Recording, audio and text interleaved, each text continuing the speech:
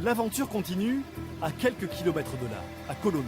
C'est la direction que prend tous les 15 jours un bien curieux convoi. C'est un avion, un A380 en pièces détachées. Le nez, le tronçon, les ailes. 2 fois par mois, l'énorme Airbus traverse le Gers, frôle les façades des villages endormis. Destination, l'usine Jean-Luc Lagardère, où le Super Jumbo sera assemblé. Au même moment, s'éveille le petit peuple des Airbusiens. C'est ainsi que l'on nomme à Toulouse les salariés d'Airbus. Nous prenons la direction de l'usine Clément Ader, un hangar de 5 hectares. C'est ici que l'on assemble l'A330, le petit frère de l'A380. Nicolas sera notre guide. Support, outillage. L'outillage, on a encore des petits soucis, mais... Allez, va. Allez les gars, bon courage. Tout le matin, on fait un peu comme ça avec tout le personnel. L'électricité sur un Airbus, ce sont des kilomètres et des kilomètres de câbles, de toutes les tailles, de toutes les couleurs. Une sorte d'inextricable Mikado, sauf pour les électriciens, bien sûr. Il y a des commandes d'avion, oui, commandes de système. Ces câbles-là, là, avec l'étiquette rose, c'est les commandes de vol. Après, ces câbles violets, c'est la fibre optique.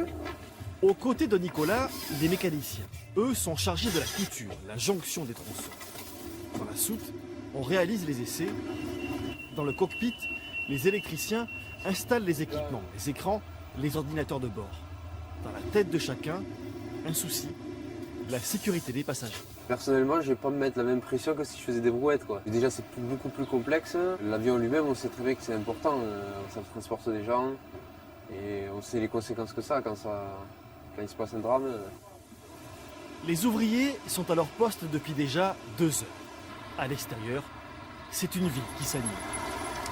Aux premières heures de la matinée, 35 000 personnes vont pénétrer dans l'un des 6 sites d'Airbus. En voiture, en moto, à vélo ou à pied, contrôle obligatoire. Descendre dans la voiture, mourir vraiment là, ça vous comprend.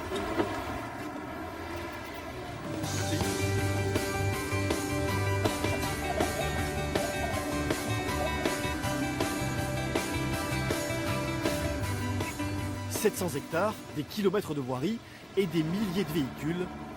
Attention au chauffard. Nicolas et ses collègues, Loïc et William, sont des enfants d'Airbus. Ils sont passés par le lycée Airbus. L'établissement a été créé en 1949 sur le site de Saint-Éloi, dans le centre de Toulouse, l'usine historique, celle de l'aérospatiale. Là, tu peux le quitter. Et après, tu as la montée là-bas. Ici, on est formé au métier de l'aéronautique. Chaudronnier, électricien, mécanicien. On prend vraiment conscience qu'on est dans l'entreprise en fait. On nous forme directement dans l'entreprise. Là, par exemple, c'est des tâches qu'on fait vraiment sur avion. Donc, on sait qu'on ne fait pas ça vraiment pour le lycée juste. Nous, on est extrait en fait des chaînes d'assemblage. Donc, tous les profs d'atelier de tous les métiers, en fait, ils sont issus de l'entreprise. Donc, on a déjà une culture de l'entreprise qui est propre à Airbus. Donc, on transmet au travers de nos journées d'atelier tout ça à nos jeunes. This is the spaceships of exploration of the other planets.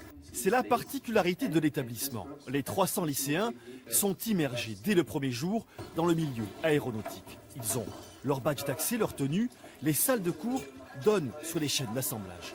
Bac pro en poche, la plupart d'entre eux, 90%, seront embauchés par Airbus. Ils travailleront peut-être un jour aux côtés de Nicolas et rejoindront les 21 000 salariés de cette ville quasi autonome, Airbus. Et surtout, ils ressentiront de la fierté à l'idée de participer à la grande aventure du ciel.